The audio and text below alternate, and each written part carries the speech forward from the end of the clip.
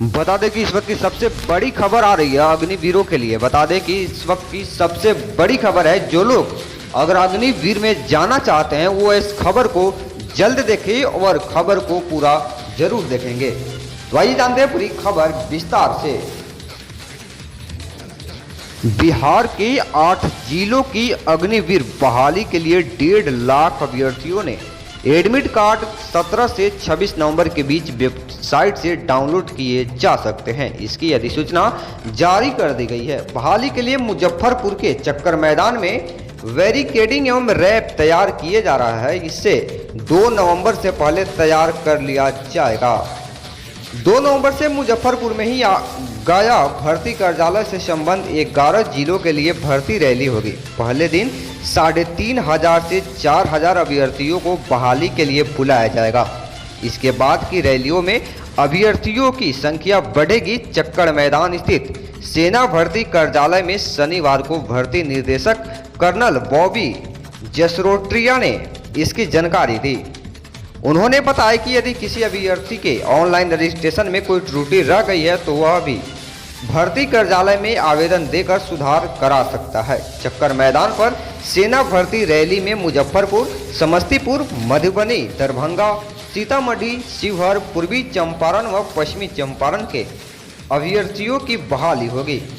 किस जिले की कब बहाली होगी यह एडमिट कार्ड अपलोड होने के बाद ही तय होगा, उसमें ही तिथि होगी। बता दें कि मुजफ्फरपुर के चक्कर मैदान में ही गया जोन के 13 जिलों के अग्निवीर की बहाली होगी। गया जोन के लिए 2 नवंबर से बहाली रैली शुरू की जाएगी। मुजफ्फरपुर सेना भर्ती कार्यालय केवल मेजबानी करेगा। बहाली के लिए पूरी प्रक्रिया गया जोन व भर्ती बोर्ड के अन्य अधिकारी करेंगे। गया जोन के जिले की बहाली के लिए एडमिट कार्ड जारी हो चुका है।